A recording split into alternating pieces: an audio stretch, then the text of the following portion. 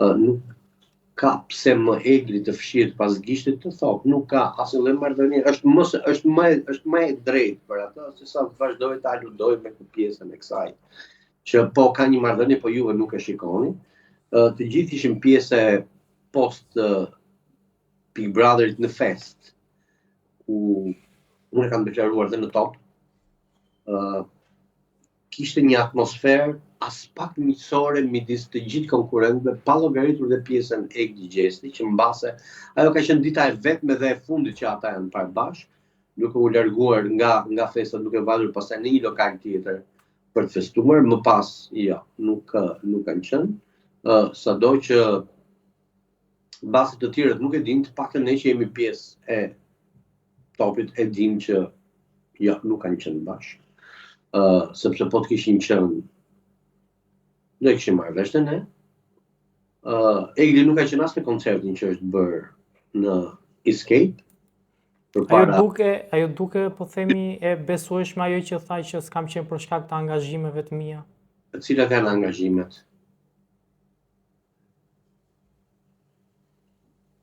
Me që po më pyet, po të përgjigje me një pyetje, cilat janë angazhimet, se realisht është shumë shpejt për të folur për angazhime.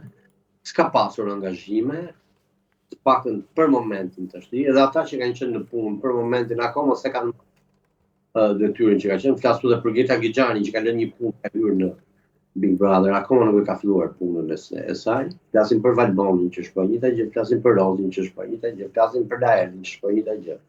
Që mos të fshihem pas gishtit duke bërë këtë gjë. Shpresoj shumë që Egli të rimarrë veten dhe shpresoj shumë të heqë dorë nga disa deklarata të tipit sikur takon njerëz në korridoret të Top Channelit dhe e cilësojnë atë si diva, duke i kërkuar ndihmë për deklaratat e thëna që janë deklaratat të vërteta.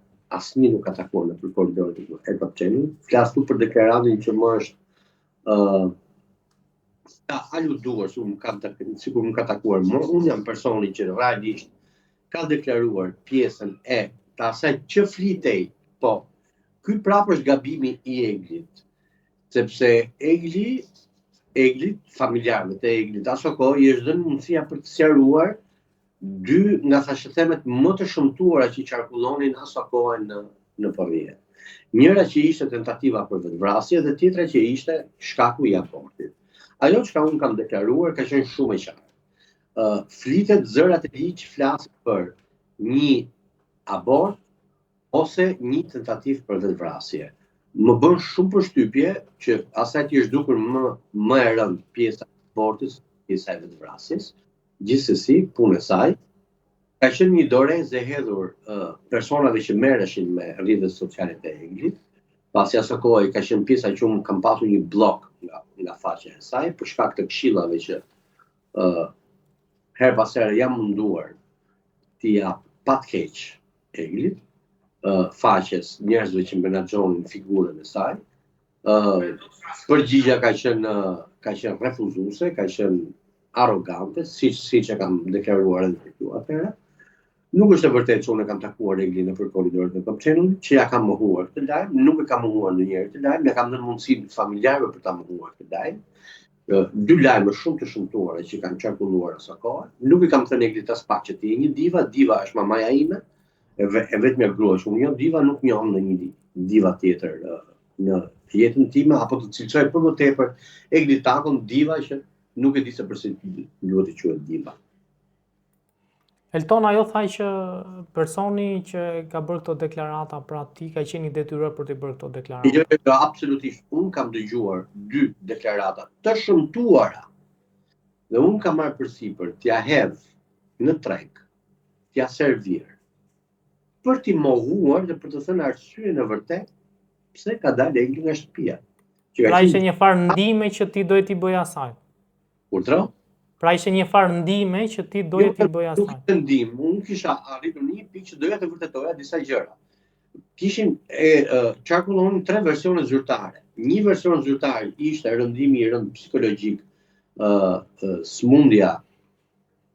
smundja, le të themi viroza shumë e rëndë që kishte rënd, duke u bashkuar bashkë me gjendjen e rënduar psikologjike që ajo kishte nga ky raporti shumë i famshëm me Gjestin. Tjetra ishte tentativa për vetvrasje, duke marrë fshehurazi nga dhoma e rrëfimit, prap ishte prapë një nga lajmet që qarkullonte, ku thuhej që kishte marrë ilaçet për t'i pritur të tëra me tentativën për të kryer një vetvrasje, dhe tjetra që ishte akoma dhe më e pabesueshme, që ishte pjesa e shtatzanisë, daljes dhe të bërjes së një aborti. Janë lajmi i parë që ka qenë lajmi zyrtar, të paktën me atë që unë di, dhe dy të tjerat ishin thashë themet që qarkullonin nëpër korridore gazetarash, dhe faktikisht për herë të parë po e deklaroj. Këto kanë qenë lajme të ardhura nga gazetarë nga Prishtina. Dhe unë nuk kam qenë i detyruar, unë kam qenë i kontaktuar nga këto gazetarë, ku fliteshe shumë qartë dhe thuheshe, qarkullojmë fjalë në mediumet kosovare, që Egli Tako është atë dhe ka dalë për të abortuar. Ishin ca lajme që nuk kishin dalë nga Top Channel. Lajme që kishin ardhur nga përtej kufirit tonë, dhe që kërkonin një përgjigje. Mua më duken lajme shumë të shëmtuara, dhe prandaj i kam deklaruar atëherë për të dhënë mundësinë e përgjigjëstrimit, që s'ndodhi kurrë në fakt, po ndodhi vetëm një kapje e imja në finalen e Big Brother, që pse i ke deklaruar, dhe kam thënë që këto janë lajme që unë kam serviru që ju ti përgjigjëstroni, po jo Eglia, familjarët e saj. Eltona, e çuditshme ishte në fakt edhe pjesa që Egli sqaroi se pse nuk, po themi, kishte hequr follower nga Instagrami motrës së Gjestit. Dhe në bisedën që kishte në fakt, kur pyet nga moderatori Ledion Liço, ajo tha që unë, me sa di unë, as ata nuk kanë një problem me mua, dhe po themi i hodhi dorashkën Gjestit për të thënë diçka, i cili në fakt nuk tha asgjë. Kjo është shpreha Bir Selmani nënës këtë çaj më parë.